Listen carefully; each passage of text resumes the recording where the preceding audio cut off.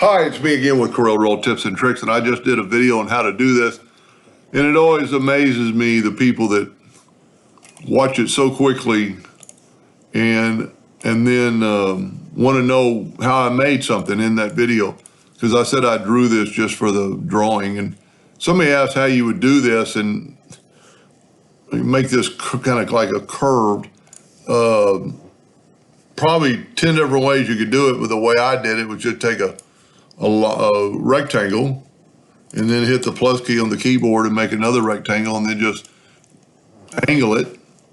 Let's zoom in here a little bit and grab it and have it snap to that line or get close to that line. And see, it doesn't have to be perfect, it doesn't have to be, like that. So we're just gonna, all I did was just take away these lines. Whoop. Let's take away the wrong lines. I want to take away that line.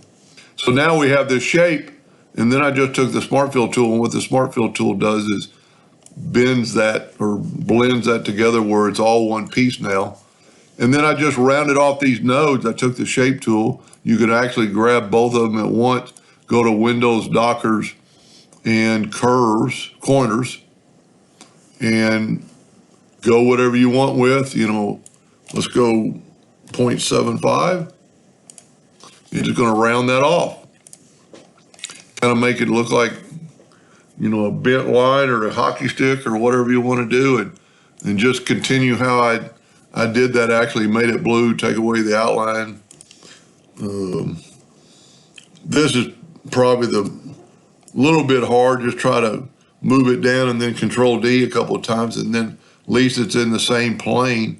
And then you could always rotate this guy, and it'd be easier to rotate from here.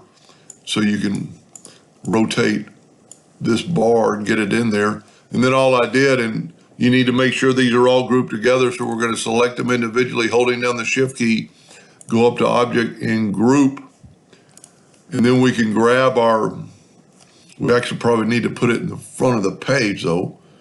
And so what we're going to do is take this, go to Object, Order, Back a Page, and then we're going to take our blur, and I showed how to make that in the first video.